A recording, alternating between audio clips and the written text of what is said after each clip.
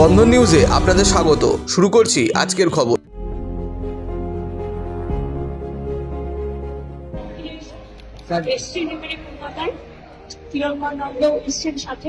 मेरे को बहुत बहुत बधाई हो इन वासियों के लिए और बहुत बहुत अभिनंदन भी हो। एंड अखिलेश बहुत बढ़िया काम करते हैं, उसको आगामी भविष्य के लिए मेरा बहुत शुभकामना है। दीदी का धन्यवाद दूंगा। और मैं एक चीज जो देख सकता हूँ, पूरे देश में अगर भारतीय जनता पार्टी से कोई मुकाबला कर रहा है तो यहाँ की मुख्यमंत्री आदरणीय ममता बनर्जी जी मुकाबला कर रहे हैं। ऐसा जो लेकर के आए हैं ये लोग, ये लाए हैं आपके स्टेट वेस्ट बंगाल के लिए। Election commission, Bharatiya Janata party SIR के बहाने NRC कर करके आम जनता को परेशान कर रहे हैं और उनका लक्ष्य है कि ज्यादा से ज्यादा वोट यहाँ पर काट दें, जबकि उनकी जिम्मेदारी है वोट बढ़ाना, उनकी मदद करना, वोटर्स की मदद करना। लेकिन ये SIR के बारे में हम लोग पहली बार देख रहे हैं कि आदरणीय मुख्यमंत्री दीदी को परेशान करने का काम करें। SIR NRC था क्योंकि कई लोगों को नागरिकता साबित करनी पड़ी। अभी तक तो वोट चोरी की बात कर रहे थे, लेकिन मैं बधाई देना चाहता हूँ दीदी को कि जिन्होंने डिजिटल डकैती को बचा लिया। सोचिए, डिजिटल डकैती की उन्होंने, वो क्या हासिल करना चाहते हैं? आपकी जो डेटा है उसको हासिल करना चाहते हैं। लेकिन हमें भरोसा है बंगाल की जनता पर। यहाँ की जनता अपनी दीदी के प्रति जो प्यार लगाव है वो उन्हें यहाँ से मुख्यमंत्री बनने जा रहे हैं। बीजेपी की लड़ाई जो वो है वो हारने की लड़ाई है। अखिलेश जी, एक ही बात है, आप लोगों ने सब वोट चोरी के ऊपर चिल्लाया है, आप लोगों ने बात किया, आवाज उठाए। SIR को कहेंगे क्या डेमोक्रेसी की हत्या किया जा रहा है SIR के माध्यम से? SIR NRC था क्योंकि कई लोगों को नागरिकता साबित करनी पड़ी। अभी तक तो हम वोट चोरी की बात कर रहे थे, लेकिन मैं बधाई देना चाहता हूं दीदी को कि जिन्होंने डिजिटल डकैती को बचा लिया। सोचिए, डिजिटल डकैती की उन्होंने, वो क्या हासिल करना चाहते थे? आपकी जो डेटा है उसको हासिल करना चाहते थे। मैं दीदी की हिम्मत को, उनके लोगों को बधाई देता हूं कि इस जिम्मेदारी से वो जनता के लिए लड़ रहे हैं। और ये ED CBI income tax BJP के साथ चलता है। बीजेपी का इस संगठन है ये, जहां बीजेपी को लगता है कि इसको आगे करके लड़ा जा सकता है, वो आगे करके लड़ते हैं। पूरा महाराष्ट्र कैसे जीता ED CBI इनकम टैक्स से। কম খরচে বিশ্বমানের আধুনিক চিকিৎসার হুগলির মিডল্যান্ড নার্সিংহোমে বাংলার বিশিষ্ট চিকিৎসকরা এই নার্সিংহোমে রোগীদের চিকিৎসা করেন। জটিল রোগের চিকিৎসার জন্য রোগীদের আর দক্ষিণ ভারত যাওয়ার দরকার নেই। হুগলির মিডল্যান্ড নার্সিংহোমে পাওয়া যাবে বিশ্বমানের আধুনিক চিকিৎসা পরিষেবা। এখানে প্রসূতি মা ও সদ্যজাত শিশুদের বিশ্বমানের আধুনিক চিকিৎসা পদ্ধতিতে চিকিৎসা করে থাকেন গাইনো ও শিশু চিকিৎসকরা। দুপুর 12টা হোক বা রাত্রির 12টা, রোগীদের জন্য 24 ঘন্টা চিকিৎসা পরিষেবা বজায় রেখেছে হুগলির মিডল্যান্ড নার্সিং হোম। আমি ডক্টর মানস ঘোষ, আমি মিডল্যান্ড নার্সিং হোমের মেডিকেল ডিরেক্টর। বিশেষত্ব বলতে যেটা আপনি বললেন, একটা হচ্ছে NICU, নিউনেটাল কেয়ার ইউনিট।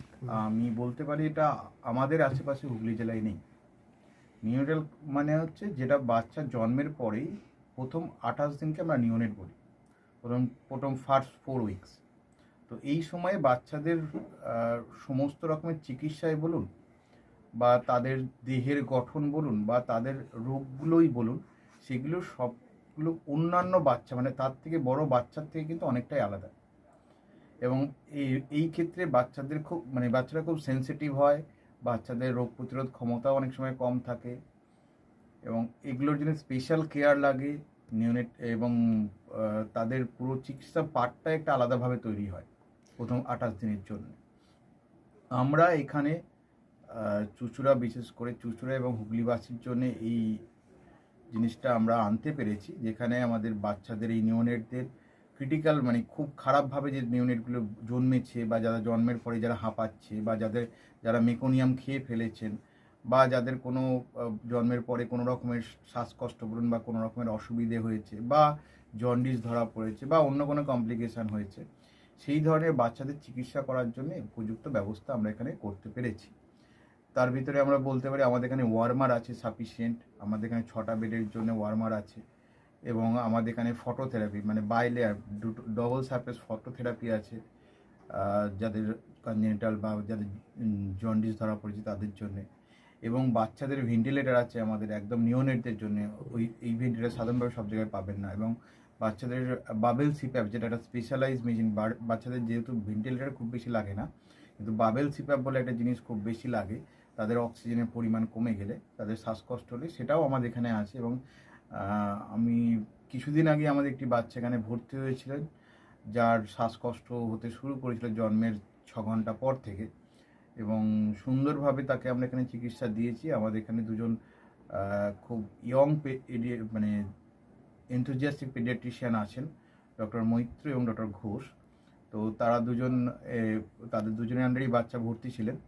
অন্য পেডিয়াট্রিশিয়ানরাও আসেন, বাট এনারা আমাদের এখানে সবসময়ই থাকেন মোটামুটি একটা স্তম্ভের মতো আমাদের নিওনেটাল কেয়ার ইউনিটের জন্য। এবং বাচ্চাটি এই মুহূর্তে খুবই ভালো আছে, তাকে আমরা ডিসচার্জ করেছি। এটা কি প্রিম্যাচিওর বেবিদের ক্ষেত্রে এটা বেশি প্রয়োজন হয়? ভীষণভাবে প্রিম্যাচিওর বেবি যারা একটু আগে জন্মেছেন বা যাদের ওয়েট কম হয়েছে, এবং অনেক সময় মায়ের বা ওয়েট অনেক সময় বেশি ওয়েট হলেও যে সেটা ভালো সেরকম নাও হতে পারে, যেমন ডায়াবেটিসের ক্ষেত্রে হতে পারে, বা অনেক সময় বাচ্চাদের বারবার জন্মানোর পর সুগার ফল করছে, এটাও আমরা দেখি। অনেকগুলো কারণেই যেগুলো জন্মগত জন্মের পরে পরেই যে সমস্ত সমস্যাগুলো হয় সেগুলোর জন্য এরকম স্পেশালাইজ ইউনিট দরকার হয়, নিওনেটাল কেয়ার ইউনিট, এবং সেটা আমরা এখানে করতে পেরেছি। প্রথম কথা হচ্ছে জীবনের দাম সব থেকে বেশি, ঠিক আছে? এবং যে মা 10 মাস তার বাচ্চাটাকে গর্ভে ধারণ করেছেন, তার জন্যে সারা পৃথিবীর সব থেকে মূল্যবান জিনিস বা সেই বাবাটির জন্য কিন্তু সেই শিশুটি। রিগার্ডিং কস্ট যদি বলেন, আমরা এমনিতে একটা মফস্বল এলাকাতে থাকি এবং আমাদের পুরো নার্সিংহোমটাই মফস্বল এলাকাতে। আমরা সেটার কথা মাথায় রেখেই আমাদের যে সমস্ত কস্টগুলো রেখেছি। এবং এই যেটা বললাম কয়েকদিন আগেই আমাদের একটি বাচ্চা যাকে হঠাৎ করে শিফট করতে হয়েছিল নিকুতে, সে চিকিৎসা পেয়ে গেল। তার বাবা মা দুজনেই খুব স্যাটিসফাইড। আমাদের যে ফেসবুক আছে, পেজ আছে, সেখানে আপনারা তাদের কথা শুনলে বুঝতে পারবেন। এবং কস্ট মানে যথেষ্ট রিজনেবল। আমি একেবারে কম বেশি এরকম বলবো না, আমি বলবো রিজনেবল। আমাদের মফস্বলের জন্য যেটা হওয়া উচিত সেই রকমই করা আছে। হুগলির কোদালিয়া জাতীয় যুব কম্পিউটার সাক্ষরতা মিশন স্কুল পড়ুয়াদের পাশাপাশি তরুণ প্রজন্মের কাজে স্বনির্ভর হওয়ার জন্য বিশ্বমানের কম্পিউটার প্রশিক্ষণ কেন্দ্র। এখানে ক্লাস 3 থেকে ইঞ্জিনিয়ারিংয়ের কম্পিউটার কোর্স পর্যন্ত প্রশিক্ষণ দেওয়া হয়। এই হুগলির কোদালিয়া জাতীয় যুব কম্পিউটার সাক্ষরতা মিশন প্রশিক্ষণ কেন্দ্র থেকে কম্পিউটারের প্রশিক্ষণ নিয়ে দেশে বিদেশে অনেক ছাত্রছাত্রী আজ প্রতিষ্ঠিত। স্বল্প ফিতে ছাত্রছাত্রীদের বিশ্বমানের কম্পিউটার প্রশিক্ষণ দিয়ে এই কেন্দ্র এক বেঞ্জি দৃষ্টান্ত সৃষ্টি করেছে। বন্ধন নিউজে ক্যামেরায় ধরা পড়ল সেই দৃশ্য। নমস্কার, জাতীয় যুব কম্পিউটার সাক্ষরতা মিশন কোদালিয়া, আমি জুনিয়র ফ্যাকাল্টি। এখানে ক্লাস 3 থেকে ইঞ্জিনিয়ারিং অবধি সমস্ত রকম কোর্স করানো হয়, এবং তার সাথে সাথে প্রফেশনাল কোর্স যেমন সি++, Java, power BI, Tally, GST, web development, app development, power BI etcetera সব রকমের কোর্স করানো হয়, কম্পিউটার কোর্স করানো হয়। এখানে ইংলিশ মিডিয়াম এবং বাংলা মিডিয়ামে দু রকম স্টুডেন্টেরই সব রকম কোর্স করানো হয়।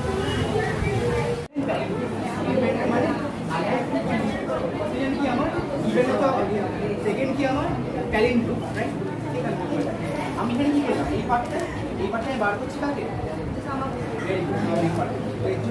এই পার্টটা the first while loop is for the sum of digits and the second while loop is for the reverse.